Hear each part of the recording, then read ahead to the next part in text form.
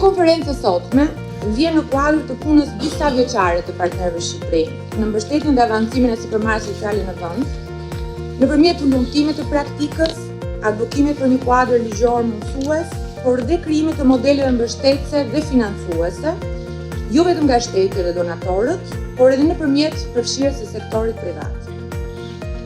Partnerët Shqipëri prej një viti tashmë është duke zbatuar programin 3 vjeçar, i njohur si Embrace, të financuar nga Delegacioni i Bashkimit Evropian në Shqipëri që fokusohet në 3 drejtime. Së pari, ndërtim kapacitetesh dhe asistencë individuale në ndërtimin e një modeli të suksesshëm biznesi, me përfshirjen dhe në mbështetje të grupeve sociale të dizavantazhuara. Për rreth gati 50 sipërmarrjes sociale, të cilat janë në fazat e veta, në fazat e para të krijimit. Së dyti, mbështetje me financime të vogla deri në 7.000 euro, në formën e asaj që njohem të gjithë në anglisht si seed funding, për idetë më konkurruese.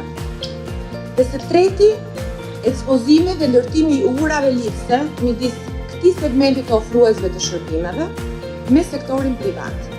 Ndërmarrjet sociale në vend, nëpërmjet ulëtimit të praktikës, advokimit për një kuadër ligjor mësues, por dhe krijimit të modeleve mbështetëse dhe financuese.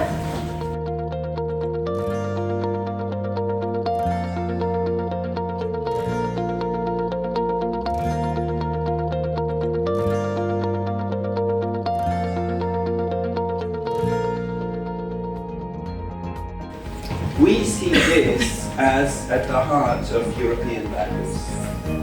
Values in terms of defense of human dignity, of fundamental human rights, of inclusion, of tolerance, of non-discrimination.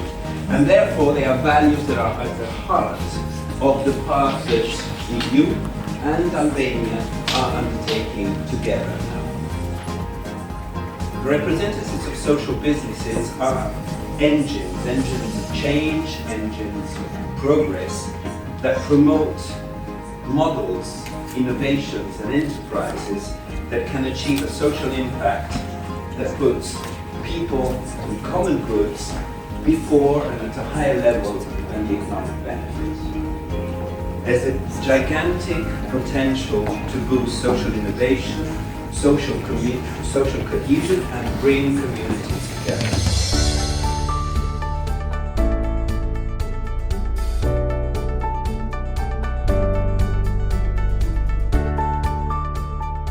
Kemi kaq pak të dhëna, pavarësisht se janë shumë organizata dhe institucione të rëndësishme ndërkombëtare, të cilat normalisht duhet të merren me qëllimin e tyre, jo vetëm fushën e ndërmarrjes sociale, por për sa i përket të dhënave të sekretuara të bashkuara, për gjitha grupet të cilat kanë probleme, për grupet vulnerabël, për të papunën, të ndarë ato si mbas qenikën, apo të ndarë pastaj në të rinj, edhe persona të cilët janë larguar nga tregu i punës për arsye të ndryshme.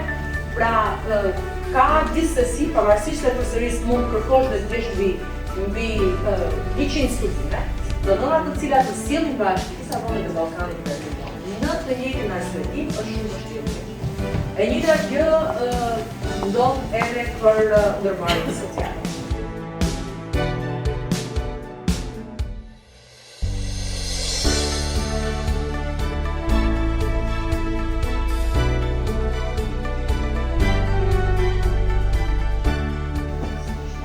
Se ju e përmendët, tashmë paketa ligjore bashkëmarrëdhënie ligjore për ndërmarrjet sociale e nisur në 2016, tashmë ka përfunduar, ne kemi gati gjithë paketën ligjore udhëzuese gjithashtu që do të shërbejnë për ngritjen, regjistrimin, po gjithashtu për herë të parë edhe mbështetjen financiare të ndërmarrjeve sociale.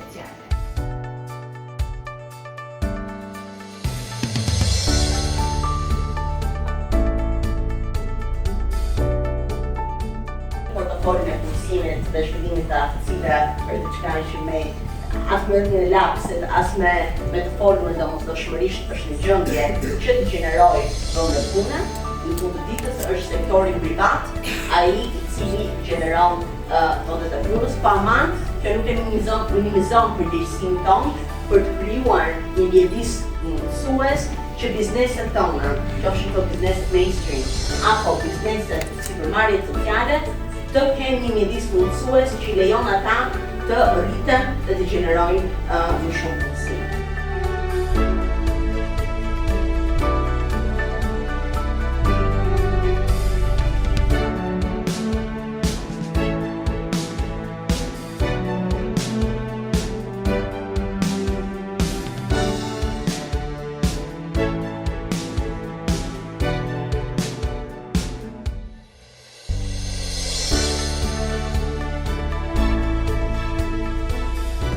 I'm very glad to be here today in Tirana for the conference on social enterprise towards an inclusive society organized by Romania. And I'm particularly impressed to see that there is a very good audience, to see that there is representatives of civil society, social enterprises, but also representatives of the public sector who are very engaged in the debate to understand what are the needs of the social economy and social businesses and to understand how they can actually provide certain incentives and support. I think this is a very good job of the organizers to be able to, mobilize all the key stakeholders in this debate and hopefully to mobilize them in further doing something quite concrete to stimulate positive change when it comes to social businesses.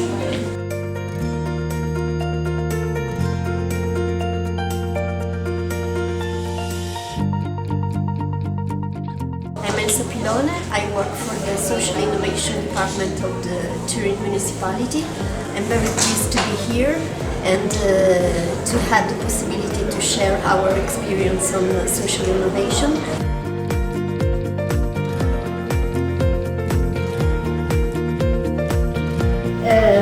Just to do the history of our Turin Social Innovation Program, we were the first municipality in Italy having launched an urban program with social innovation.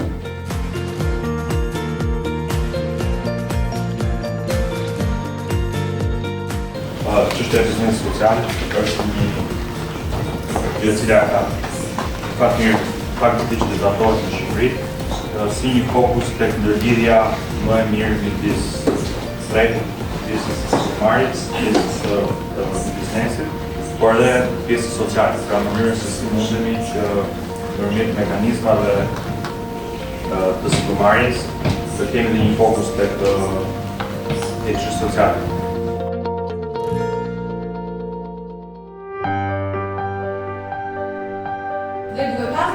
Kompetencat e bashkisë dhe buxhetin që ka bashkia, jo vetëm deleguar nga ministria nëpërmjet fondit, por edhe fondeve të gjeneruara nga vetë bashkia, apo fleksibiliteti që lejon ligji si 7 me 6 muaj vonesë taksa.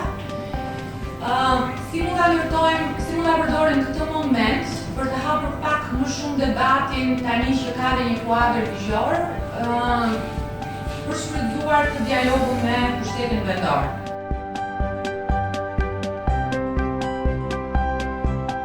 Dhe praktikat sot ishin ato që u prezantuan, që janë organizata dhe efektuese, ato që kanë shpjeguar vërtet mundësimin e shtresave të dizavantajuara. Pyetja ime në fakt shkon për zonën Xhama, nëse ka Ministria një plan për të kemi përdorur mekanizma të cilat të promovojnë mbështetjen ndërmarrjes sociale me fokus në mënyrë të veçantë në teritoret ku mund të jetë darkësisht të efikase. Unë do të sqaroj një fakt. Ka nisur akoma ligji, zbatimi i ligjit për ndërmarrjet sociale, shqipërisht fillim s'ka konsolidimi.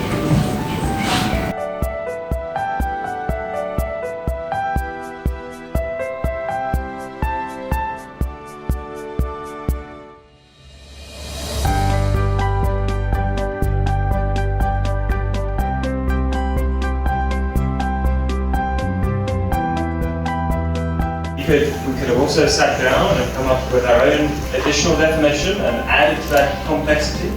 But what we try to do is help simplify that discussion. We really try to get to the bottom and look at what are the attributes.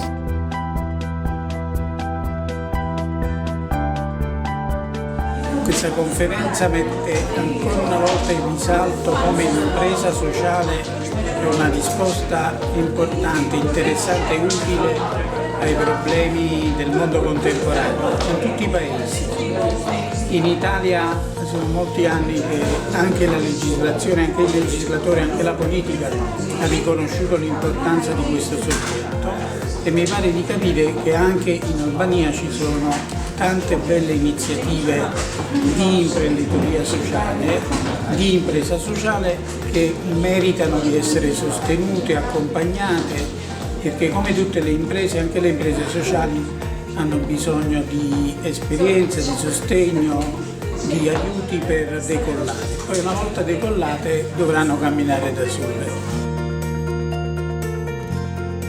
Hi, I'm Damian Reich from UPA, and my panel was about impact investing, and I think it's a very important topic here because all the other discussions are either about supporting the ventures or about legislation. There's a big missing middle where, with the right mobilizing of financial resources, you can actually support social ventures and also trigger improvement of legislation.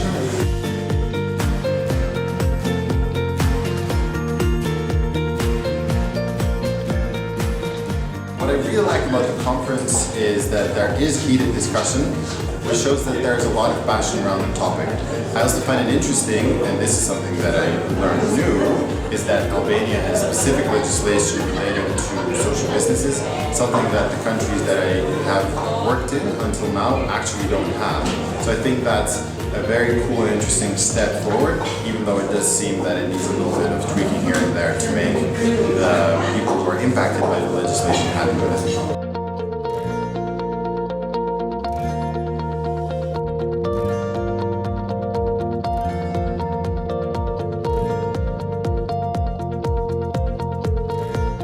I'm Marco, I'm the president of the cooperative Project, which is partner Albania in Project Embrace. So I find this conference very interesting because the issue of social challenges is hotter and hotter here in Albania, but whenever in Europe, and we think really that social enterprise, social business and impact investing can be a solution to these really tough challenges that we are facing.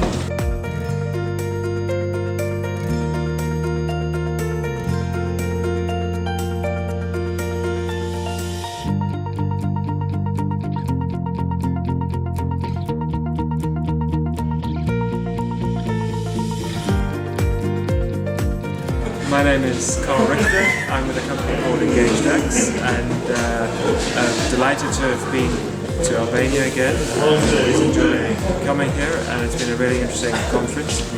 The topic today ranged from talking about social enterprise and then focusing specifically on social investment and also impact investing, and it was an opportunity for me to talk about some of the experiences that I've had working in the arena with the OECD and the global international context, looking at the international frameworks for impact investing and being able to show how that translates and can be applied.